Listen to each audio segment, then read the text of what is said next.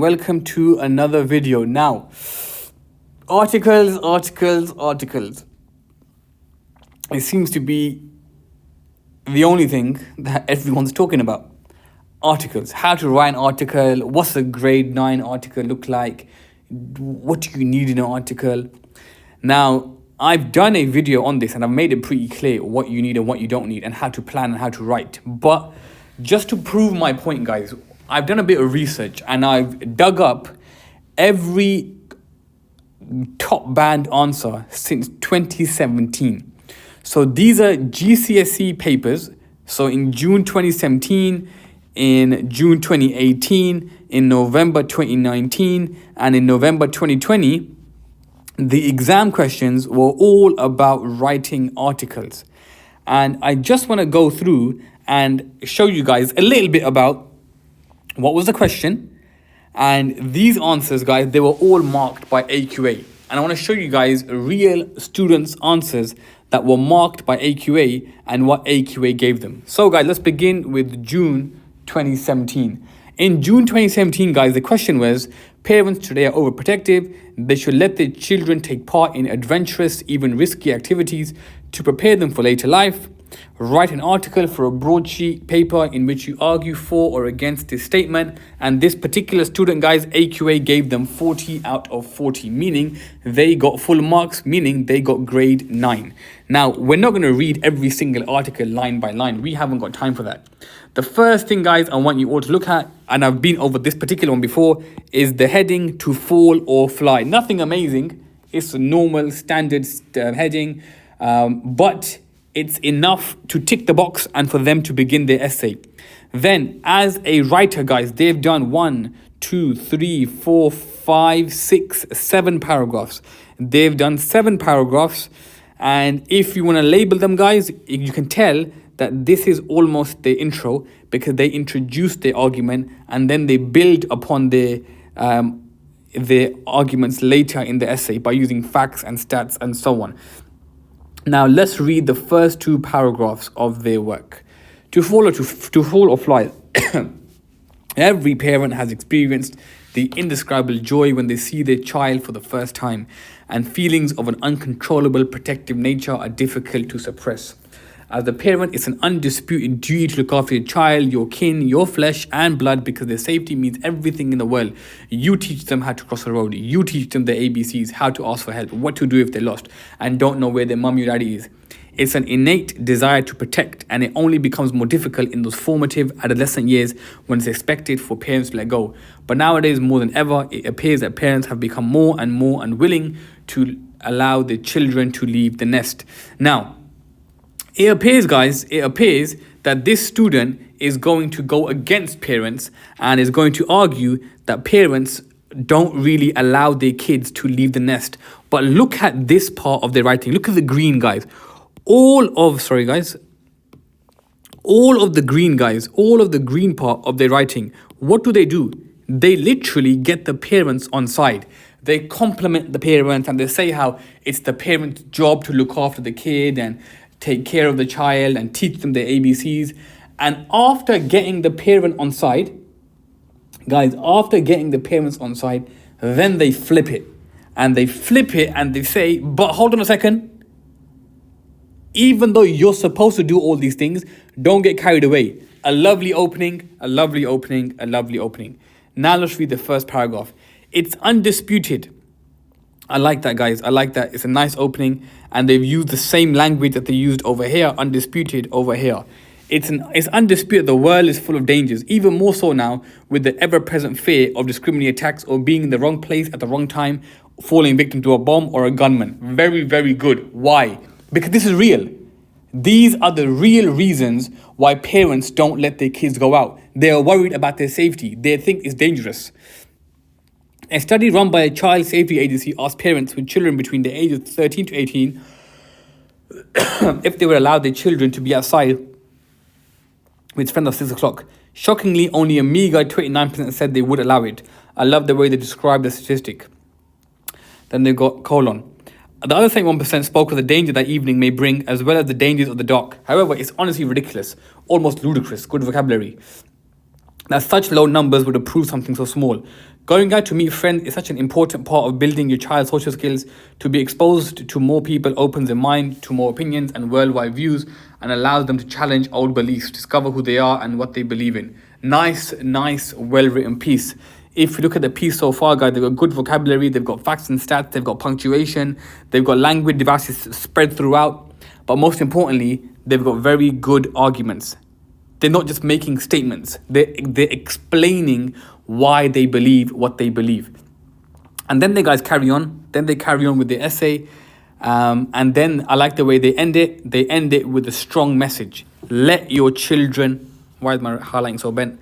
Let your children be adventurous. Let your children make connections. Let your children rock climb. Let your children bungee jump. It's a fantastic way of ending it. They've ended it with a nice instruction. They've not said, do it. You must do it. They've left the door open. They'll thank you for the opportunities and for your understanding. Sometimes you have to fall before you can fly. I love the ending. Why? Because the structure is cyclical. They began and they've ended in that manner. Now, guys, that's an example of a grade 9 article, 40 out of 40. This one, guys, is June 2018. Now, guys, I don't want to sit on each article too long because you guys will fall asleep. But if you want to read the articles, guys, word for word, this document is in the description box. So please feel free to download it in your own time. All right, guys, June 2018. All sports should be fun, fair, and open to everyone. These days, sports seem to be more about money, corruption, and winning at any cost. Write an article for a paper in which you explain your point of view. And this one, guys, got 39 out of 40. One less mark than the previous one, but it's still top band. 35 plus, guys, is a good grade. So 39 out of 40 is fantastic. Again, guys, this one, have a look. It begins with just a title, just a heading, just the way this one did. There's no subheading, nothing else, and it begins. First place for corruption goes to sport. Again, guys, we'll read the first 3 or 2 paragraphs. Fair, fun, accessible. In an ideal world, sport would display these imperative qualities that would guide us to a healthier and happier nation. So we begin with a rule of 3. Then we have a good use of vocabulary. Healthier and happier nation. However, capitalism, corruption, and greed. I like this. I like the use of rule of 3. Prevailing dark forces. I like the metaphor. Prevailing dark forces shaping and tainting the sport industry. I think we can all agree that this needs to stop. And just the way I said it, guys, you begin with an intro, and this writer in the intro has made their intention clear. We know for a fact that they think that sports is indeed about money, corruption, and winning at any cost. So they are arguing for this statement. It is outrageous how sport is now centered around income. Why does a footballer earn more than a midwife? I like to see Messi free kick his way into a safely delivering a newborn. It is outrageous how sport is centered around fame and politics. It is outrageous how sport has begun to embody discrimination and exclusive traits. Now, I like this feature a lot. Both of the writers are doing it. It is outrageous. It is outrageous. The writer is repeating certain key phrases. And by doing this, they're making the writing very persuasive. Because as a reader, they're almost cornering you thinking, how can I even disagree? Paragraph 3, guys. What message are we sending our increasingly obese population? So first, they spoke about the different jobs. Now they're speaking about health. If you support the sports by money, greed, and corruption, it's undeniable that commercialization of the corrupt sports is responsible for more at-home armchair viewing, while the fat deposits in your arteries. Okay, good. Again, guys, another answer that's got a range of the mark scheme, language, vocabulary, punctuation. And again, look at how much written, guys. 1 paragraph, 2 paragraph, 3, 4, 5, 6. So this one got 6 paragraphs, that one's got 7 paragraphs. But it's not a lot of writing lengthwise. That's 2 sides typed up. Maybe 3 written out. That's 1 and a bit typed up. Maybe 2 full written out. But that's just to give you guys an idea of another grade 9 article, guys. Getting a grade 9 isn't a fantasy. Guys, getting a grade 9 is not a fantasy. I've explained the mark scheme. Just tick it off just the way these guys are ticking it off. Alright, guys, let's look at this one, guys. This is November 2019. Again, guys, this was marked by AQA, and this one received 37 out of 40, which is another top band answer. Let's see the question. People protest about about the cruelty of keeping animals in captivity, but they seem happy enough to eat meat, keep pets, and visit zoos. All animals should be free. Write an article for a magazine in which you explain your point of view on this statement. 37 out of 40 marks are available. Have you ever been to the zoo? I, like many people, recently had the pleasure of visiting London Zoo. What shocked me the most was this realization. Why is a chimp living better than me? This moment of clarity occurred as my nose was pressed firmly against the glass in the primate exhibit towards the rear end London Zoo. These animals live like kings. They have 3 meals a day, do what they want, and don't have to work at all. Can I live in a zoo? Wouldn't we all like to be attended to day and night and have our every wish granted for us? That sounds like a Disney movie, but that's the reality a chimp experiences. Okay, so does this person think that all animals should be free? Based upon their intro and based upon their first paragraph, it's become clear, guys, that no. Guys, it's become clear that no, they don't need any help. They don't need freedom. They're happy the way they are. And the writer makes that crystal clear through their writing. And the best thing about this piece, guys, the best thing about this particular piece is the tone of the writing. The tone is very, very interesting. They're not serious, but they're not informal. It's a very discursive tone. They're almost having a conversation with the reader. Again, guys, I won't read all the paragraphs, but again, similar length. Look at the length, guys. Similar length. A page and a bit, written by hand. You're looking at 2 sides. Paragraphs wise, they've got 1, 2, 3, 4, 5, 6, 7 paragraphs, guys, for this one. 7 paragraphs for the first one. 6 paragraphs for the second one. But do bear in mind, guys, we're looking at very short paragraphs as well. But again, guys, another example of a grade 9 article. You don't need to do much other than tick off the mark scheme. Mark scheme meaning vocab, language, structure, punctuation, and have interesting arguments. All right, guys, let's look at the last answer. This is from the last publicly available paper. That's November 2020. The question, guys, was people have become obsessed with traveling ever further and faster. However, travel is expensive. It's dangerous, it's damaging, and it is a foolish waste of time. Write an article for a website in which you argue your point of view for this statement. Now, this one, guys, out of the 4, it got the lowest amount of marks, but it's still a very good answer. We're still looking at, guys, grade 8 plus. All the articles that we're seeing, guys, were grade 9, and this one, the grade 8. So it's still a very, very good answer. Here's a sentence that you won't hear every day. Most people who travel frequently than the average person have an IQ that is 10% higher than those who don't. These are the words of Professor Mark Holden, a professor at the University of Harvard. This was seconded by Dr. Mary Louise, a world-renowned neurobiologist at the University of Oxford, also has served in her field over 3 decades. Now that we're at the end of these articles, I want to go through a few things with all of you guys. There are common themes that are in each of the articles, and this is what I teach. Number 1, not all of them have a title. Hasn't got a title. The first 2 have got titles. What do I say? I say to you guys, please have a title. Don't go crazy, have a big title, but try your best to have a title.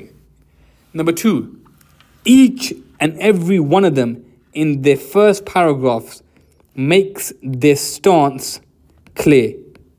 And they don't say, in this essay, in this article, I will be talking about this, this, and this. They don't write like that. They use facts and stats. They use questions about the topic. They use an overall argument talking about capitalism and corruption. Or they will lure you in only to argue back against you at the end of your paragraph. But by the end of each of these paragraphs, we know the stance of the reader. we know whether they are arguing for or against. We know their point of view. So in your answer, guys, in your answer, you have to make your stance clear by the end of the first paragraph. Second thing, guys, the length is very, very, very similar. First one was 7 paragraphs. Second one was 6 paragraphs. Third one was 7 paragraphs. And this one, guys, believe it or not, that's all they've written. That's their 5 paragraphs. You're looking at, how much you're looking at, guys? As I said before, you're looking at 2 sides of writing at a push. Lastly, guys, why are these answers getting high grades? What do we see that's common inside them? The first thing that you see as common inside these answers, guys, is they have good arguments. Good meaning they have interesting arguments. They have engaging arguments. They're not just saying bold statements but not backing them up. They're exploring the arguments that they're making. And then, guys, what else do? Spread throughout their writing. Spread throughout their answers. They've got language devices, they've got vocabulary, they've got structure, and they've got punctuation. And this is spread throughout the entire piece. So this one, guys, just by looking at it, you can see question marks, you can see speech marks, you can see exclamation marks. And that's just what we see by looking at it from a distance. Now, guys, if you do want to go through each of these, now my advice is, guys, do read each of these answers one by one. Because your exam in June is writing an article. So if you want to get a grade 9 or a grade 8, this is what you got to do. 1, 2, 3, and 4. Now, my last bit of advice, guys, is this. Grade 9 isn't a fantasy, isn't a dream. These kids got grade 9s, right? These ones here. Their work isn't that special. What they've done is, they've written really well. Undeniably they have. But they've stuck to the mark scheme like glue, which is exactly what I would like you to do. So, guys, I'm not plugging my video, but I genuinely mean this. Please do have a look at that video about how to write an article, because it will teach you how to write, in my opinion, even better than some of these answers. All right, ladies and gentlemen, I will end this video here. If you do want to read the answers, guys, do download the link in the description. And I will hopefully see you guys very soon. Peace.